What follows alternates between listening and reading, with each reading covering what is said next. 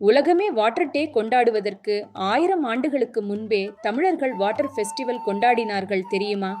ஆடிப்பெருக்கு என்பது வெறும் நதி வழிபாடு அல்ல.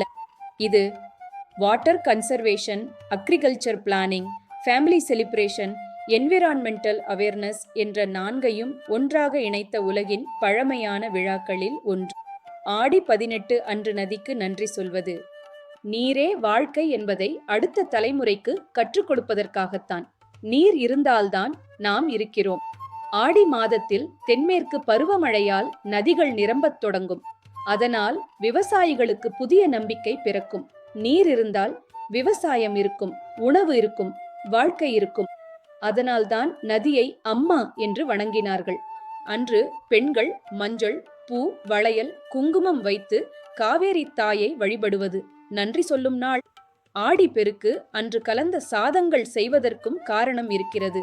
எலுமிச்சை, தயிர், புளியோதரை, தேங்காய், இது குடும்பம் முழுவதும் பகிர்ந்து உண்ணவும் ஒற்றுமையை வளர்க்கவும் நம் முன்னோர் செய்த அறிவு. இயற்கையை வணங்கிய முன்னோர்களை நினைவு கூர்வோம். நீரை பாதுகாப்போம். அதுவே உண்மையான ஆடி பெருக்கு கொண்டாட்டம். இனிய ஆடி பெருக்கு நல்வாழ்த்துகள். ஒரு நதிக்காக ஒரு திருவிழா, ஒரு துளி தண்ணீருக்காக 1000 ஆண்டுகளாக நன்றி சொல்லும் மக்கள்.